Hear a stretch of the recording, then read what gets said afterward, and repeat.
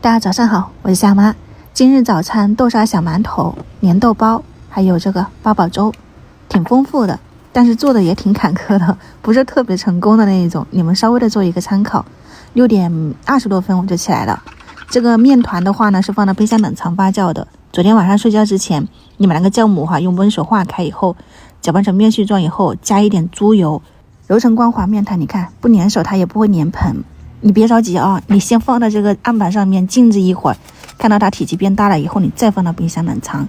早上拿出来，就像我们刚刚片头拉出来那个蜂窝状，很好的，擀成面片，稍微的薄一点，然后挤上豆沙馅就不需要是说要给它去搓，你直接剪个小口子挤出来，面片覆盖上去，切开搓一搓，一个这种面剂子就搞定了，然后再切成小馒头。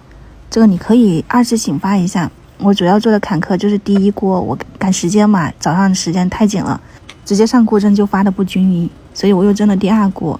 这个电饭锅里面是我昨天晚上睡觉之前洗了一点这种八宝粥的材料，放了少量的水，你可以参考一下。煮出来就是这种像八宝饭一样，加了一点点白糖，你可以放一点炼乳在里面，放上一点糯米粉藕粉或者是米粉、面粉都可以，拌一拌，搓成一个丸子，滚上1圈清水以后，再沾一点糯米粉，像这样子团一团。很简单的一个分餐式的粘豆包，做给我自己吃的，所以只搓了3个。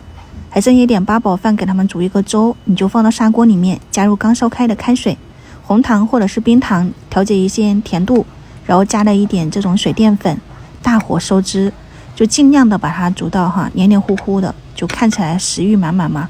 然后出锅之前我放了一点枸杞，捞出来给它放冷，刚好也可以作为一个早餐。如果你们喜欢的话呢，可以去试一下。揭开盖子，第一锅馒头，你就说烦不烦？我直接扣上去了，就这样子吧。然后在蒸粘豆包的时候，不是还剩下3个面团吗？我又给它搓成那个小馒头剂子了，稍微的给它醒发了一下。粘豆包也看一下成品，醒发过后的这种馒头就体积变大了嘛，你就再上锅蒸，蒸好以后就是这一种软软乎乎的豆沙小馒头。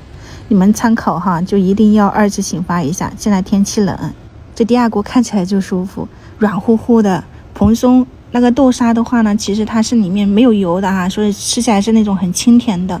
你们如果喜欢也可以去尝试一下，很好吃，一口一个。这个就当做他们下午茶吧，反正今天回来的也比较早。我们晚上再见，拜拜。